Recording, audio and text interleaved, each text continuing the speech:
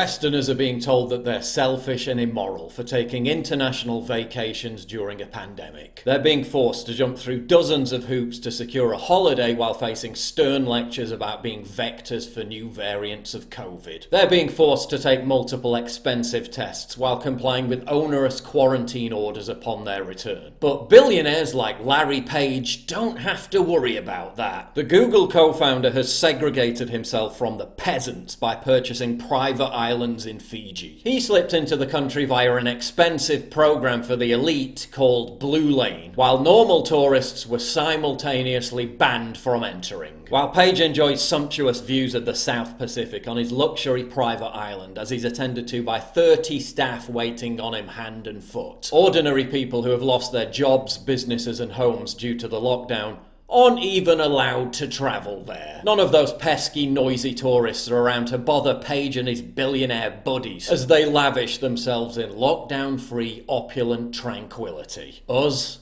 and them. In Adelaide, Australia, 4 babies died after being denied life-saving heart surgery due to coronavirus travel restrictions. They were forced to make the longer journey to Sydney after the authorities banned transfers to Melbourne. But billionaires like Larry Page don't need to worry about things like that. When attempting to secure medical treatment for his 12-year-old son, Page was given a special waiver to enter New Zealand. This at a time when non-residents were completely banned from entering the country. This at a time when even Kiwis living abroad separated from their families couldn't get back through the border. Us and them. The billionaire owner of Atlantic magazine published an article saying that the unvaccinated should be put on a no-fly list. The article called on the unvaxxed to, quote, face scorn and for the federal government to weaponize TSA security to treat them like terrorists and prevent them from boarding a plane. But as the 6th wealthiest person in the world, Lauren Powell Jobs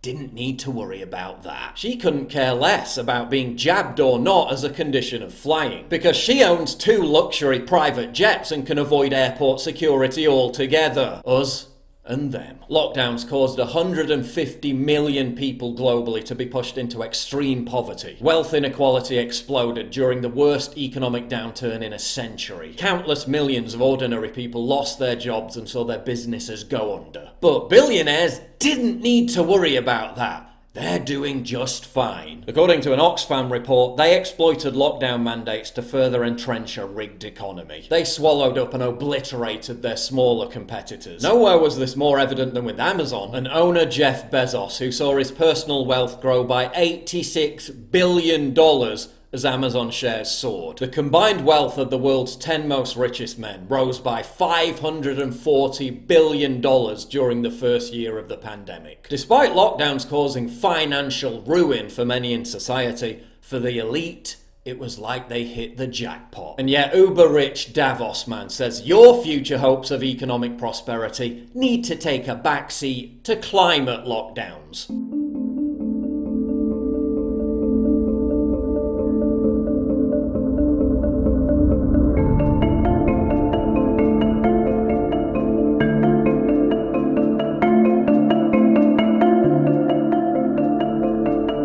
Us and them. Americans who refuse to wear masks in airports or on planes are routinely kicked off flights. Entire families have been booted because their babies weren't masked up. One man was even kicked off a Southwest Airlines flight because he didn't wear his mask in between eating bites of food. But John Kerry doesn't need to worry about anything like that. He can swan around Boston Logan International Airport without wearing a face covering. He can even go through security without wearing a mask. He can sink into his first class seat and enjoy a mask-free journey. Us and them. According to Democratic Congresswoman Donna Howard, Americans must submit to, quote, universal mask wearing. Parents are now being told to wear masks inside their own homes. But one American who apparently will be completely exempt from universal mask wearing is Democratic Congresswoman Donna Howard. She doesn't need to worry about that. Howard was one of 60 Democrats who boarded a jet to Washington, D.C. to skip a vote. Howard, along with 5 of her colleagues, later tested positive for COVID-19. A photo of Howard and her colleagues on board the flight doesn't appear to indicate much enthusiasm for universal mask wearing. Us and them. Let's not forget that masks are such an important life-saving necessity for us Maybe not for them, unless that important life-saving necessity is briefly slapping one on your face so you can virtue signal for a staged photo op. Or he had to run to a hit. Housing is a human right on 3. 1, 2, 3. Housing is a human right! Woo! Thanks, guys. Everybody say whiskey! Whiskey!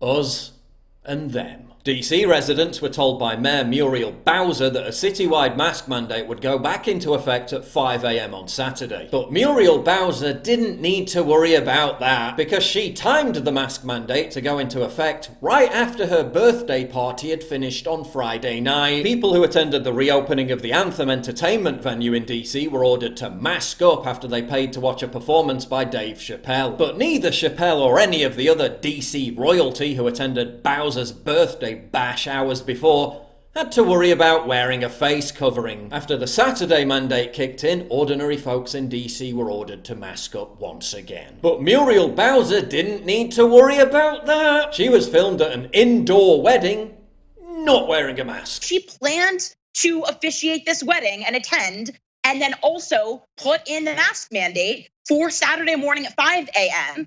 She knew that by Saturday evening, by 9 p.m., that she was going to violate her own order, which either means she's a moron or she's a liar who knows that these indoor mask mandates don't matter.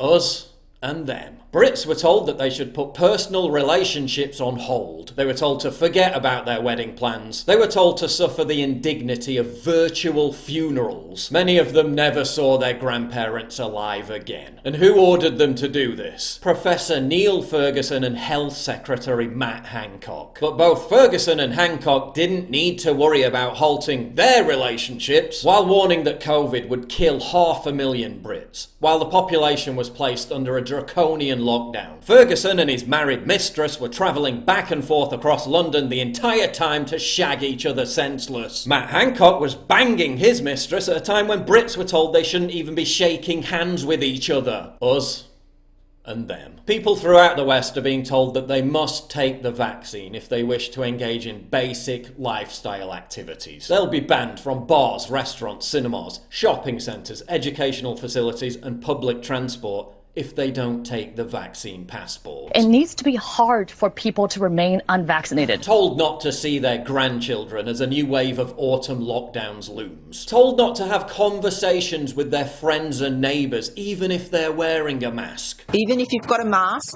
don't start up a conversation. Told to social distance and mask up again, even if they've had the vaccine. Told they're ignorant and selfish for attending parties, baseball games and concerts. Told that they're personally to blame for creating super spreader events. But the global elite? No, you don't need to worry about that. Barack Obama's hosting a giant birthday bash for his 60th, complete with nearly 500 globalist guests and 200 staff. Yes, I couldn't go to Granny's 90th birthday, but it's perfectly fine for Barack Obama to have 500 people because our rulers are so much better than us. The last 18 months has actually clarified this. Us and them. If this virus is as deadly and dangerous as they tell us, why don't they behave like it? Why are they exempt from all the indignities, hardships and restrictions that they impose on us? Are you starting to think that maybe this is about more than a pandemic?